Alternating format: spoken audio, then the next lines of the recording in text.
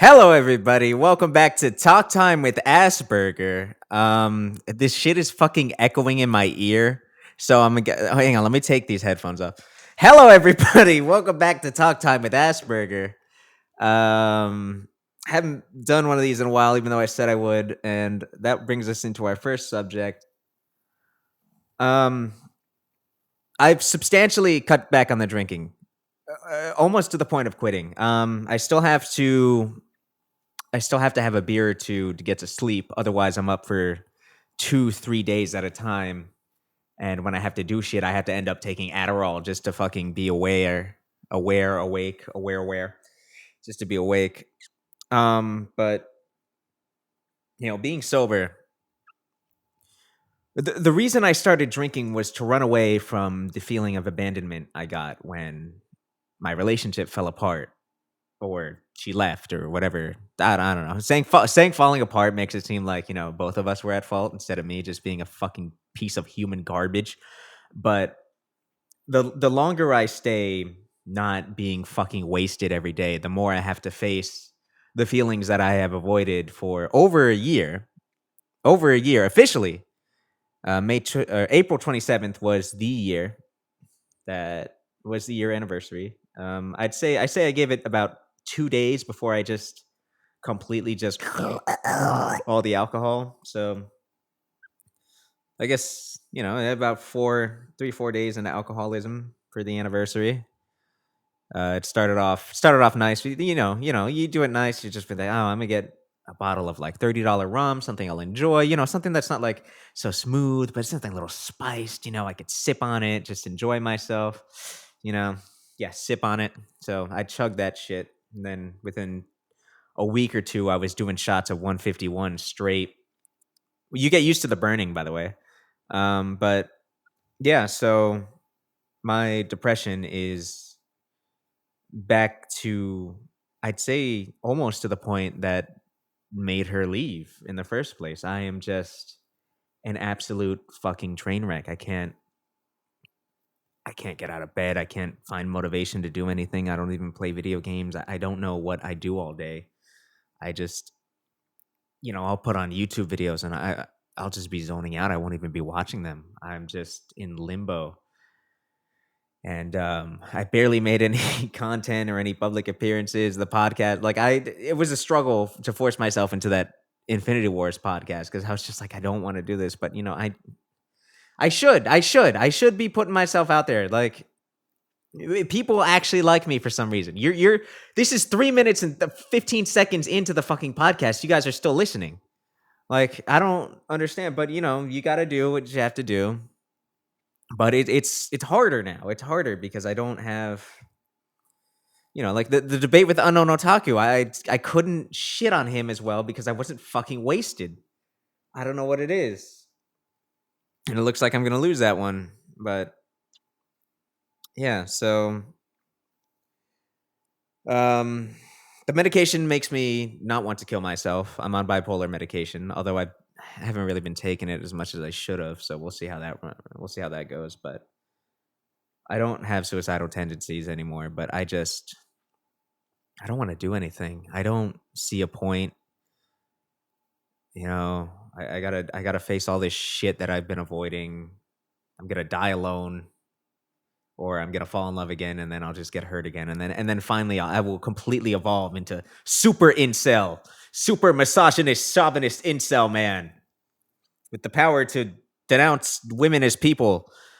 But as for the drinking, yeah, I have not gotten drunk in almost 2-3 weeks. I have not taken the Antabuse yet. I haven't stopped alcohol completely. I keep telling myself, like, okay, you'll wait till the shaking stops, but I keep having beers to fall asleep, which is a very huge downgrade, a humongous downgrade from the 2 to 3 bottles of wine I would take before bed. It is insane, and I'm actually flabbergasted at the fact that I've been able to keep it below drunk, which does actually say to me, I actually do want to quit, and I really do want to quit. Like all the other times, it's always been like, all right, I got to stop drinking. But that's it. There was never a desire It was just to cut back, but now I do want to actually be sober because it's weird. It's nice being sober. Like you go to the supermarket and just everything is so clear. The sun is out. I live in Florida. You can see everything clearly. It's not cloudy. You're not hungover. You don't have a headache. You don't have nausea. Even though I barely get hangovers, the headaches are rare, but the nausea for sure. If you want to know, ask Monkey how much Pepto Bismol I drank. Um, so it is nice to be sober when it's nice, but when it gets bad, it's tough because I'm an escapist. This is escapism. Whether it be video games, jacking off, or booze, the booze is just very effective. Like I've been taking more Adderall than I should have recently anyway, so I'm still fucking just using something. So I don't know. We'll see where I live in the next few months, considering I failed this college course over not drinking to fall asleep. So I don't know. I'm kind of in a purgatory of moving forward, which probably should mean that I should make more music since I actually make money off of it now. But we'll see how that goes. Um, I'm gonna try and get a song out in the next few days since I'm going to Monkey Jones, but we'll get into that later. The most important thing I did to quit drinking was I went to rehab, and rehab was it was something. So one of my good friends said that, like, look, if you don't quit this, you're gonna lose me, and she's very important to me. So nobody had ever really said that to me before. Like I know it's a fucking just train wreck. I know I've heard a lot of people, and I know it's annoying. I know it's just a fucking sad, but no one has ever really flat out said, if you don't stop, you're gonna lose me. So I guess that was something that I really needed to hear, and I just said, I've been trying to do it on my own for like 3 months, but I just can't. So I just drove myself to rehab. Um, and I hadn't drank in a while. So, they did the whole thing. They gave me a breathalyzer. I was surprised how high it was, considering I hadn't drank in a couple of hours. So they get the thing. I explained to them, yeah, she left me. I'm on this medication. I'm on that medication. There's a family history of cancer, diabetes, alcoholism, everything under the sun, dementia. I'm gonna fucking die alone at fucking 50. So I get all processed, and then they make me sit in the waiting room for 3 hours, and I was already feeling it because I hadn't drank in about 8 or 9 hours when I checked myself in. Like I was about to drink. Like I had alcohol, and I was just like, I was about to have the first half a bottle of wine when I wake up, and I didn't. I hadn't had anything to drink, so the stroke symptoms set in. Like I was absolutely suffering. I felt like I was about to die. My heart was over 120. They checked it. They checked it when I first came in. It was over 120. She said, "Oh my God, you're a hummingbird." The cute nurse. Um, cute nurse. What was I gonna do? Hit on her? Hey, baby, I'm in rehab. I get your number. I had pains all over myself. I felt like passing out. My chest was compressing. I kept fucking violently shaking like I was having a seizure. Like I was ready. It was almost, people said in the comments, it's stroke time with Asperger. Like it really was almost stroke time with Asperger. And even when they brought me back and I had all these symptoms, they're just like refusing to give me medicine. So it was about 5 hours of suffering before finally, they did the whole rehab thing, oh, yeah, no, turn off your phone. Give me your headphones so you don't hang yourself with fucking headphones. They took my shoelaces. They took my keys. They took I'm lucky I didn't wear like elastic pants or something that would have maybe take or that sweater that I wear so much. They would have maybe take the string out of the sweater. So they took everything, and then they just pushed me into a room, and it straight up is One Flew Over the Cuckoo's Nest. Just this most sterile fucking, everybody is a zombie, goddamn. Oh, it was. I think that made me more sober. The fucking experience of being in rehab, and they refused to give me medicine until like 6 hours in. So finally, they hit me with some benzos, right? Which is what I know what they were gonna do. And she says like, okay, I'm gonna give you double dose, but I need you to lay down because you're gonna fall asleep. And I'm like, I'm not gonna fall asleep. I have bipolar. That shit doesn't work on me. And she's like, no, I need you to lay down. So they make me lay down in the fucking room. And guess what? No, I didn't fall asleep. I didn't even come close. So I talked to her and just like, yeah, no, I don't fall asleep. So tonight, could you give me a little bit more than that to fall asleep? Because I'm not going to be able to fall asleep. And she's like, yeah, okay, I'll give you a bit more of a dose. Obviously, she doesn't. She gives me the same fucking dose as that. And she removes it to a half dose for the rest of the day. Well, not a half dose, a regular dose. And then before I go to bed, she gives me a double dose. And, I'm up the whole fucking night. And it was you're I'm gonna be at Monkey's house in a few days, and I'm not gonna have a beard. What happened was the stress from being isolated, not having my phone, being in rehab, being in the sterile environment, not being able to relax because they're only giving me a couple benzos when I'm fucking practically immune to them. I pulled out the majority of the hair around my chin. So what happened was when I got home, I had to end up just shaving the whole thing. So you're gonna see just stubble and shit. But I forget what they call that, like chichotophilia or something. When you pull your hair, when I go cold turkey, I pull my hair a lot on the beard, and I have a little soft patch at the top of my head that I've been pulling too, which I shouldn't be doing considering I'm fucking balding. But just stress and all that shit. But yeah, no, rehab was awful. We were allowed to watch TV, and I don't have cable. I don't have cable, so it's actually kind of fucked up how many alcohol commercials. I didn't realize how many commercials there were for alcohol. I saw more alcohol on screen in those 2 days I spent in rehab than I have, I think, in the last 3-4 years. Every fucking third commercial is fucking alcohol. So anyway, when I first got in there, they put on a religious movie. It was fucking terrible. I wish I knew what the movie was. It was fucking terrible because, these fucking rehab centers, they don't give a fuck about your drinking. The drinking isn't the problem. It's the fact that you don't trust God to stop you drinking. And I swear to God, this is like the 15th time I've done that rant. But it was a fucking absurd movie about this black woman and her daughter who were trying to like reconnect with God, like they were atheists. And there was one thing where she was like having the temptation to drink or something, and she's like, "I cast you out of my house, Satan." She's like, "Blah, blah, blah." And then there's another scene where she's getting mugged by knife. A guy pulls out a knife and says, "Give me your wallet." And she fucking looks at the guy and says, "By the power of God, I command you not to rob me." And she fucking leaves this robber shook. And I couldn't fucking believe my eyes and ears. Is that what I'm supposed to do at a robbery? Is just call upon the power of God? Is that going to stop me from getting stabbed? You guys ever seen a Veggie Tales and the Chocolate Bunny? Where they got to walk into the furnace and then all of a sudden the light of God comes and they walk out of the furnace just fine? Yeah, that doesn't happen. That has never happened in the history of mankind, I don't think. At least not since the Bible was written, obviously. But yeah, so rehab was just fucking. I'm not allowed to do anything. All the books were religious. It was fucking terrible.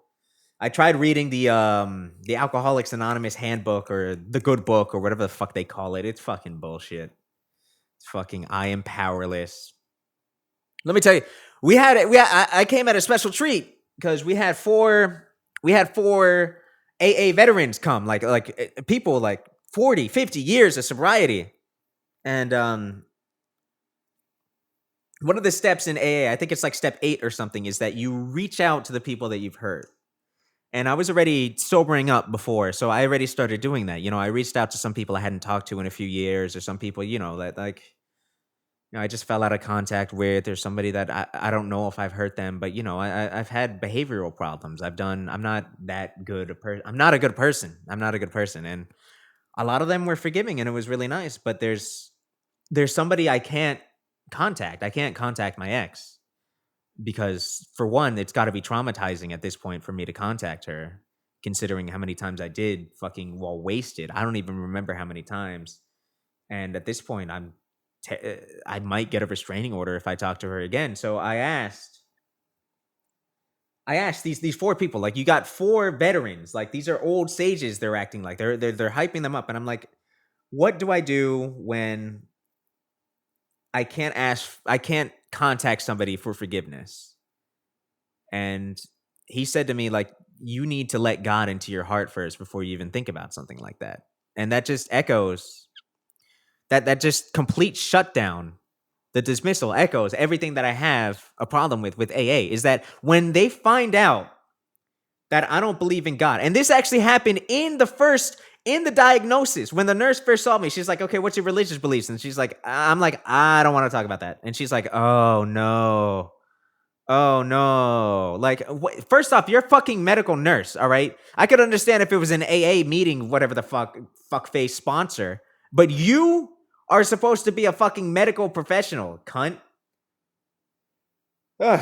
So yeah, no, just the dismissal. When you tell somebody that you don't believe in God, when you're in Alcoholics Anonymous, they no longer care whether or not you drink or not. Their first priority is to make you believe in God, and they will bullshit you by saying that it is a higher power, that it could be anything. It could be Allah, it could be Krishna, it could be a fucking Buddha, it could be the AA itself being the higher power. But they're full of shit. Because at the end of every meeting, you all lock hands and say, Our Father, who art in heaven, hallowed be thy name, thy kingdom come, thy will be done. All these Christian prayers at the beginning and at the end. And they all fucking, I remember my second AA meeting, I had a discussion with these guys, and they were talking about, there was somebody that I was really looking up to because he had the same thing. He lost somebody that he really loved, and that descended him into alcoholism. And he was talking about, he had been addicted to opiates as well. And we got talking about opiates, and I told him I tried opiates once. After I got my wisdom teeth removed, I have a high threshold for pain, so I didn't really take them at all. So I just had a bottle full of codeine.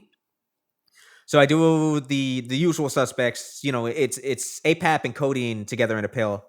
So I do a cold water extraction to extract the acetaminophen or whatever the fuck. And then I just have codeine in a disgusting mixture of water. And I take about 5-6 codeines and I swallow it. And it was fucking delicious. It was absolutely amazing. And I said, you know what? No. If I do this one more time, I'm fucked. So I threw them out because, you know, I know I have an addictive personality, obviously. Obviously. I knew back then, this was long before alcoholism, but I'm just like, holy shit. This is the best I've ever felt in my life. I cannot fuck around with these. And of course, after I told that story, he put his hand on my shoulder and said, see, that's God. That's God doing that for you. And I'm just like, what?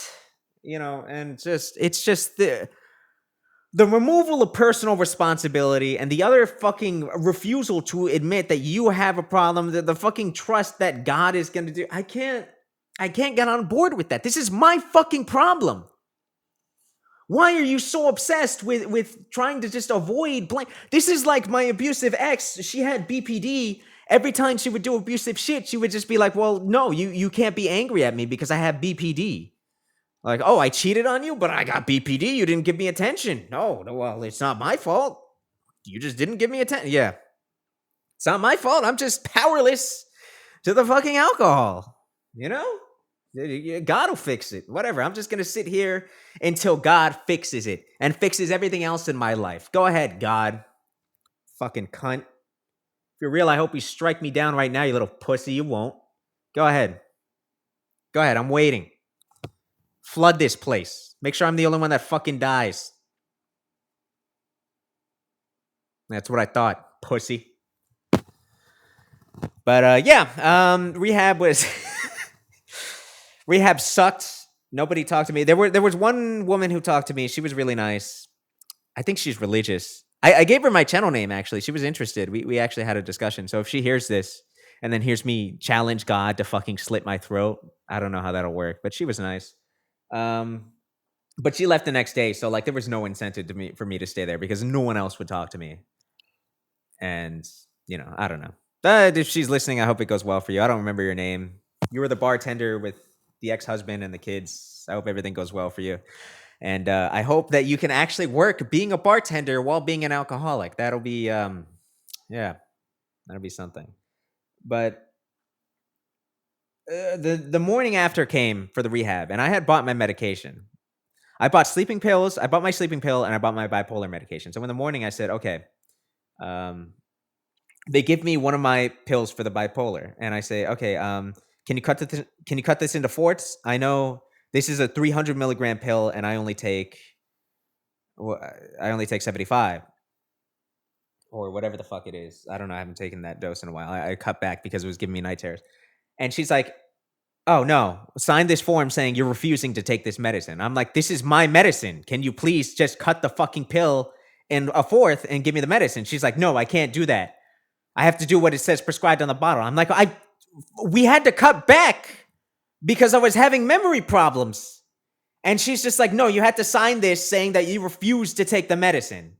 So they won't give me my sleeping pills and they won't give me my fucking bipolar medication. So what the fuck do you want me to do? Double withdraw in here? You want me to start withdrawing off the bipolar medication? I'm already on the fucking edge of snapping in here because I'm stuck without a fucking phone. The only outside... I got out of rehab. I found out Barbara Bush died. I didn't even fucking know. I don't know what the fuck's going on in the world. I haven't talked to anybody I care about. Nobody knows what's going on. My parents don't know what's going on. They're trying to call. They won't let them talk to me. Nobody's allowed to contact me. What the fuck? What kind of environment is this? I can't be with the people who actually support me. I gotta be with a bunch of fucking strangers who don't give two fucks about me and a lazy nurse staff who's probably so sick of fucking alcoholics that they're just ready to burn this place to the ground if they would get away with it. And you won't give me my fucking medication. What do you want me to do? Just fucking snap? Do you guys have an excuse to fucking tie me up and lobotomize me? So thankfully, I came in voluntarily. So when that happened, I was like, okay. I was doing a lot better symptom-wise. It only takes about 2 days for the night terrors to stop. So I'm just like, okay, can I get half of what you're giving me? And they're like, no, I can't start weaning you off. You need to be here for 10 days, they told me. I had to be in there for 10 days. So I said no. I said no, and I said, I want out of here. And thankfully, because I checked in voluntarily, I was allowed to leave whenever I wanted. So I waited until they gave me the second dose, and I said, all right, I'm out of here. I'm fucking out of here. And they let me out. I signed a few papers. It was against medical advice. Like, they fucking know what I need to know. So I got out, and then I had a little adventure right out of rehab. I walk out of rehab, and I walk over to my car, and out of nowhere, this fucking guy just walks out of me, and he's like, hey, man, did you just get out of rehab? And I'm like, oh, yeah. I'm standing next to my car, and he's like, yeah, man, I'm trying to get in myself, but, you know, I'm having trouble. I'm trying to go to some place in Tampa, Florida, or whatever the fuck. He was making up some bullshit, and he's like, yeah, but I haven't eaten. Like, is there any way you could throw me a couple bucks for food? And, you know, I've done this before. You know, whatever, whether he's getting food or not. But I didn't have any cash on me. So I said, well, I don't have any cash, but if you take me to a place where you can get food, I'll buy you food. That way, you know, you don't have to starve, and I know you're spending it on food anyway. And he's like, yeah, all right. And then he starts... Well, no, when he was asking for cash, he's like walking towards me real close. And my mom is a former New York City Police Department officer, and she is the most paranoid person I've ever met. She will leave the house, and if there is anybody in eyesight, let's say her and I are leaving the house and the house is empty, she will talk into the empty house and say, all right, make sure you feed the dog and wash the dishes like I told you. Just in case there's a serial killer in the bushes, we'll think that the house is not empty. She will fucking check that the door is locked, not out of OCD, but out of fear that somebody's in there. Because there's like one serial killer who like, he never killed anybody with a locked door. If the door was unlocked, he would kill them. And they asked him, why didn't you just break in? He said, well, if the door wasn't unlocked, I wasn't welcome. You know, so she's got that in her head at all times. She can't fucking close her eyes to shampoo herself in the shower, because that's when the murderer strikes from Psycho. So immediately, because this woman has instilled all this shit into my brain since birth, I'm just like, the moment he took a step for me, I'm just like, all right, I'm going to fucking die. I'm going to die right here in a rehab parking lot. So I'm like, yeah, no, I'll get to the food. So immediately he walks around my car to get into the car. Like, he walks around, and I'm like, in my head, I'm like, all right, if I open this car door and put the keys into the ignition, there's going to be a fucking knife in my neck, and this motherfucker's going to drive off with my car. So I'm like, oh no, this isn't my car. I took the bus here. I have a student card, which is true. I have a student card. I get free bus rides. Not that I'm a student anymore, but like, so I'm like, yeah, but no, just walk me to the place. So thankfully I get out of that situation. So he walks me, we start walking. I walk real fucking slow. and I'm clutching all my shit as hard as I can because if this guy fucking twitches, I'm booking it. I'm taking note of where I am, the street names, who's around. We passed by a cop and I'm like, all right, this is the guy I fucking run to if this shit goes down. So he starts walking me past the strip mall and there's restaurants passing by and he's like, no, you don't want to eat there. If we don't want to eat there, that place is expensive and it's like a fucking Subway or something. Like he's so full of shit. And then we walk by a liquor store and he stops and he's like, you know what? I should do this instead so that they'll actually let me into rehab because I don't have insurance and they won't take me into rehab unless I'm drunk. So I'm like, well, I'm not really comfortable with that. Let's go to the restaurant. So then he walks me to the end of the restaurant. He's like, man, I really need that alcohol to get in. So I'm like, all right, here we go. So he walks me back to the fucking liquor store, obviously. And I'm just like, all right, fine. I don't want to die here from this fucking psycho bum who's looking for a fix. This guy could pull out a knife at me at any moment. I'm fucking hopped up on benzos and shit. I haven't been outside in like 2 days. I'm not ready to fucking throw down. So I go to the liquor store and he asked me what he wants. He's like, yeah, just get me 4. He wants that cinnamon whiskey, whatever the fuck that shit is, that disgusting shit is. So I buy him cinnamon whiskey and I walk out and I'm like, all right, look. Now he's like, man, I don't want to trick you. I'm like, look, whether you're going to go to rehab or not, doesn't matter to me. If you do actually mean it, and I don't buy this liquor for you and you can't go, then, I'm going to wonder whether or not. But if you're just going to be an alcoholic and drink this shit, I'm going to buy it for you anyway, just in the off chance that you actually are going to better yourself. And, already he's like, yeah, all right, man. He's just like, oh, God, this little white boy is a fucking idiot. So I spent $6. I use my debit card so it doesn't show up on the credit card statement because I told my parents this story. And he's like, "What?" They're like, "Why didn't you use a credit card?" I'm like, "Are you fucking kidding me? You wouldn't believe any cockamamie story I came up with if there was a liquor store charge right out of rehab." But so I buy him the shit and then I walk out of there. And I'm like, "All right, I need to see your ID to make sure I didn't commit a felony." He shows me his ID. I hand him the shit, and he's like, "Thanks, man. That really means a lot to me, yada, yada, yada." So it's like, what's your number so I can call you when I get to rehab? So I actually give him my real number just in case. I tell him my name is Jacob. I lie about that, but I give him my real number just in case. You never know. You never know. I mean, obviously not. And I gave him his number, and then I walked the opposite direction from when we came, and I took the long way. I went around the hospital. It was like a 20-minute walk. I went around the hospital, around the rehab, through the fucking lawn.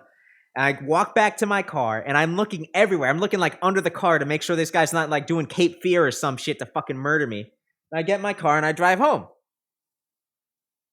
And I never heard from that guy again. So I gave this guy the alcohol that he needed to have another day of being an alcoholic. So, it all works out for both of us. I lived and he got his fix.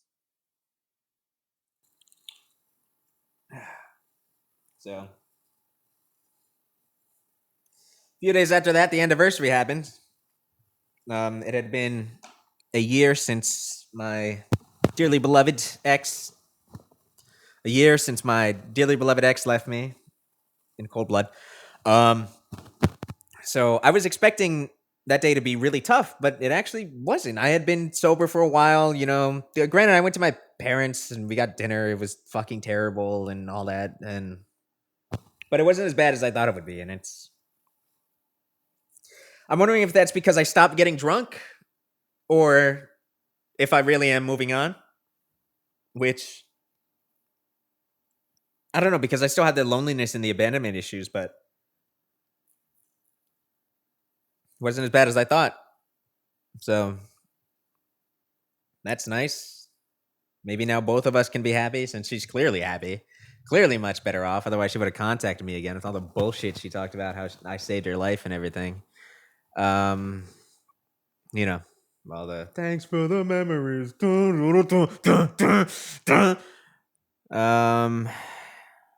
Next day is in 3 days will be the day that I killed myself, but I will be driving. And, yeah, that would be the most successful attempt I had. Pro tip, boys: set your suicide note to send after you commit suicide, because I sent it like right before I swallowed all those pills and wine, and immediately my ex. I don't know why I sent my suicide note to my ex. I wasn't thinking straight. You know how fucking over dramatic little pussy. Um, she contacts my mom, and then my mom finds me, and then we go to the hospital, and then I get my life saved. So when we fell in love, I said you saved my life because I didn't have any will to live before I met you, and you were the thing that gave me drive and made me improve myself and made me such a fit, successful, job holding, straight A student that I was. And when you left, then you killed me. So, but then you contacted my family, and I guess you saved my life twice or once, if that counts as the same one. And I wish you didn't. I wish you didn't. I would have been happy knowing that I would have died loving you unconditionally and loving you as much as I did back then, because now I don't. And it's aimless. I don't know what the fuck I'm doing in life. It's terrible. But at least this music is a lot better than when you met me. And you probably are happy considering you've never contacted me again. So good for you. I don't know if I'll ever join you on that side of the fence. Have a good life. Fuck you. Apologize when you grow the fuck up. Um, Other than that, yeah, on the 4th, I'm going to be driving up to Radcon 4 with Monkey Jones, Rusty Cage, Rusty Cage's girlfriend, Brittany, Sheepover, and Trash Rat. So that should be a fun little thing. I'll probably cook a shit ton of meals so that they invite me back next time, not because I was cool, but because I made good food or something. Um, I don't know. I'm really just trying to like get this shit out of my head right now, all this depression, so I can come over there and not be a fucking downer, asshole, train wreck. I need to get a song out. I need to finish some songs for other people. It's piled on. It's gonna be a lot of Adderall, a lot of self-loathing, a lot of fuck, a lot of this and that. But I'm really looking forward to this week. You know, last time was a great week. The time I spent with Rusty and Trash Rat and his other friends was really, really fucking great. And my only issue is I haven't taken the Antabuse yet. I'll I'll reach that one when I get there. I don't know. We'll see. But yeah, look forward to Radcon 4. We'll probably have a lot of videos coming out on all our respective channels. I don't know what I'm gonna do. People have asked me for like a wing tutorial, so maybe when I make wings again, I'll make a cooking tutorial video instead of a fucking song or some shit. Who knows? We'll see what happens. Maybe I'll do an acoustic version of a song if I bring a guitar or something. Nah, I can't fucking do that. Fuck that. When you don't play by the rule. Yeah. No.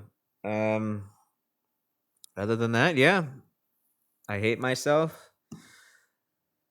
Want to die. Being sober as hell. 33 minutes isn't that bad. This has been Talk Time with Assburger. Sorry for such a depressing fucking episode. I want to die, and I hope that I flip my car over on I-95 in North Carolina, like two hours from Raleigh, and then they get to have a nice memorial video for me, and I could be immortalized in the channel of Monkey Jones. So, don't drink, kids. Don't do it.